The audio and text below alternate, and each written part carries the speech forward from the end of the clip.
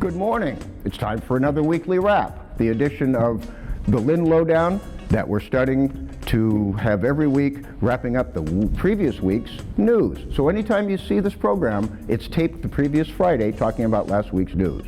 Confusing? Well, we're going to do this every week, so you'll be able to get used to it. Today we have another guest. It's Patrick Nelson.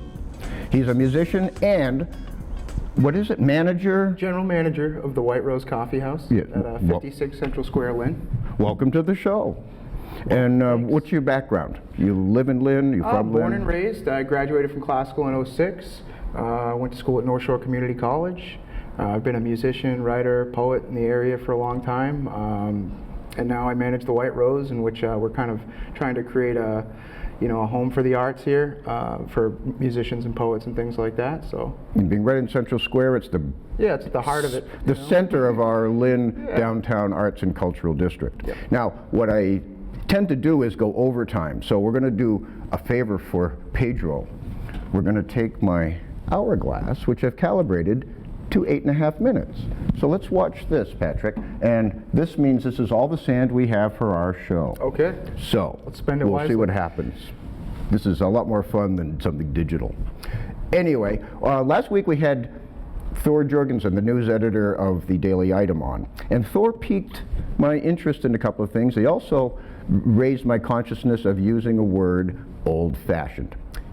Thor took umbrage when I said old-fashioned. And when I say old-fashioned, I mean staid. What I'm going to do is try to substitute the word timeless. So from here on, if I say old-fashioned, I mean timeless, because it is. And that's what newsprint is. Thank you, Thor, for raising my consciousness. Now, we can't not say and mention the fact that we're recording this on Good Friday. So if it's appropriate, have a reflective Good Friday. We're in the middle of Passover season, have a reflective Passover, and a joyous Easter on Sunday. Anyway, let's get back to the program. So we have, we got the Friday paper. There it is. I always like to start with the horoscopes. Okay. How do you feel about horoscopes? I'm into it. All right. What's your birth sign? I'm a Capricorn. Okay, for all the Capricorns out here, today you make personal changes that will improve your outlook and your relationship with a loved one. A passionate approach to the way you live will initiate romance. Interesting. Sounds like a good weekend, Patrick. You want to read mine? I'm a Taurus. All right. Taurus. Anger won't solve anything, but taking positive action will. Rely on your instincts, but act based on common sense, not on assumptions. Romance is encouraged. Offer love and peace, not disharmony. Wow. Doesn't that sound great? I'm from the 60s. That sounds like a credo anyway. I mean, just life is beautiful all the time. So we had quite a week of news. Nationally, internationally, and locally is where our focus is.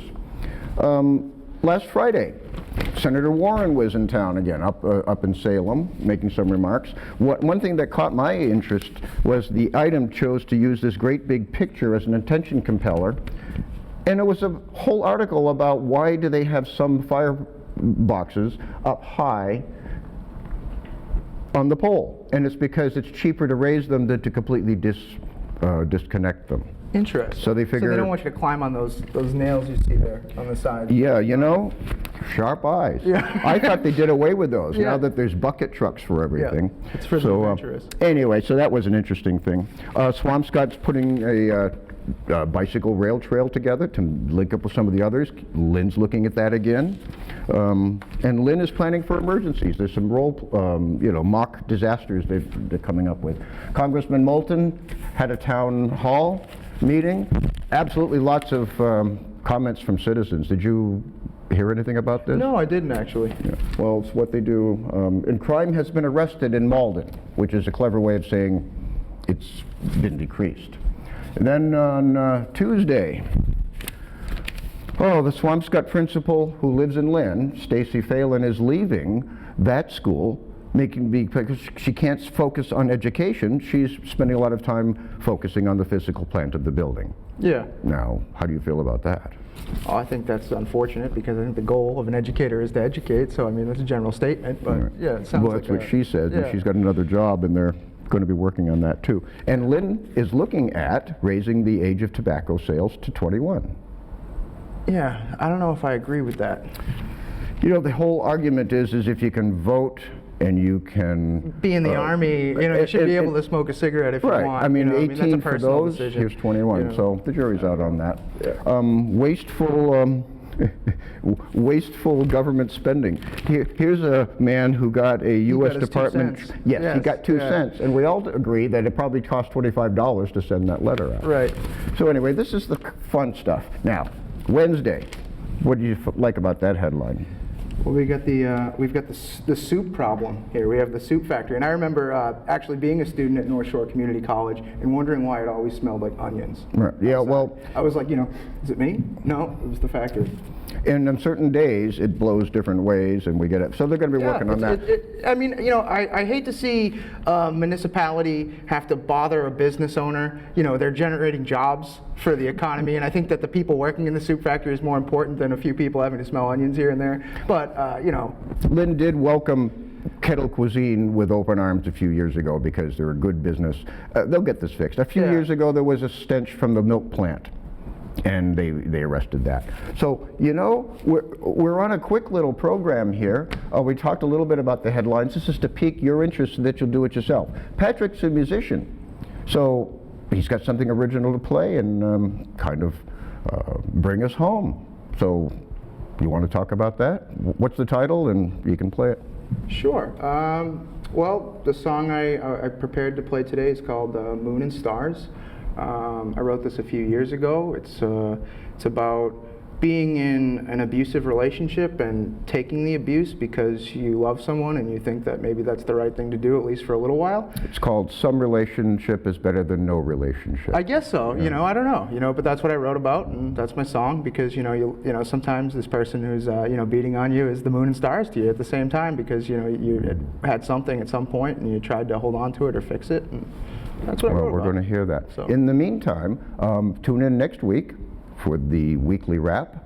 And in every way and every day, don't forget, keep loving Lynn. Come on, Patrick, play your song and bring us on home.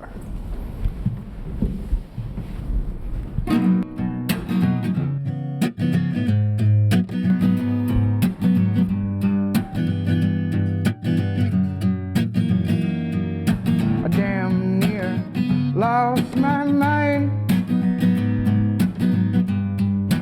seeking your gratification. You waste all my precious time with your trials and tribulations, and all my life could pass me by till I began to wonder if everything's gonna be alright. But you were like the moon and stars above. Yeah, you were like the moon and stars above.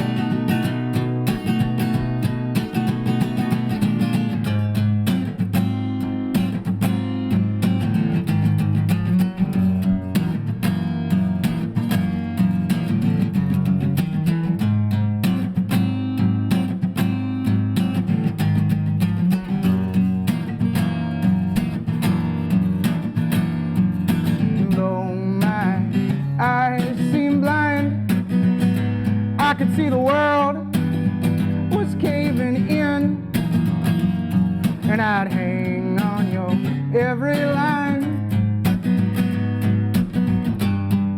But mama, your tongue was twisted, and all my life could pass me by till I began to wonder everything gonna be alright. But you